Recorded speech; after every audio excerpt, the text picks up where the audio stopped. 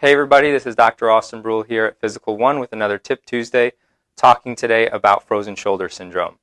Frozen shoulder syndrome affects about 2 to 5% of the general population, and what it can be described as stiffness coming to the shoulder in more than two directions. For instance, lifting up overhead, lifting to the side, behind the head, or behind the back. So this can come about sometimes from periods of immobilization, meaning, for instance, somebody after a fracture might be in a sling for 4 to 6 weeks.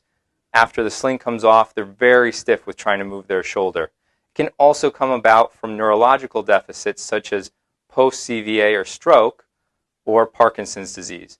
And also we may see it with higher incidence in population with diabetes type 2 or with thyroid issues. So the name of the game with frozen shoulder syndrome is to try and improve mobility or movement of the shoulder before it gets too stiff. A couple brief ways that we're going to show you today are, here first, the pendulum. As we talked about in another video, it can be a good exercise for pain, but also for mobility.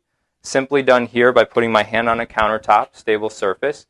I can grab, I have a 5-pound weight here. I could do something like a gallon of milk at home or even just no weight at all, depending on your pain tolerance. And then here I'm going to have good posture, bracing myself, and just let my shoulder gently relax, and the weight kind of takes it, and gravity gently pulls it, creating what we call a distraction, or gentle kind of decompression of the shoulder. We can also come over here to the chair, do the same movement, holding on one side, leaning to the other, and letting the weight drop towards the floor here, letting gravity do the work.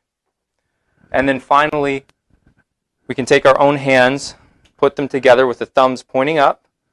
I like to lace them like this with one stacked on top of the other. And then we're going to go up, up, up overhead to your tolerance. Hold it for a brief second, and then come back down. Again, with frozen shoulder, it's just about trying to get as much motion and maintain that motion as possible. Okay? So that it doesn't get too stiff and decrease your ability to do activities of daily living. So for a full assessment, feel free to call us and reach out to us at Physical One. We'll be happy to work with you. Again, this was Dr. Austin Bruhl with Tip Tuesday.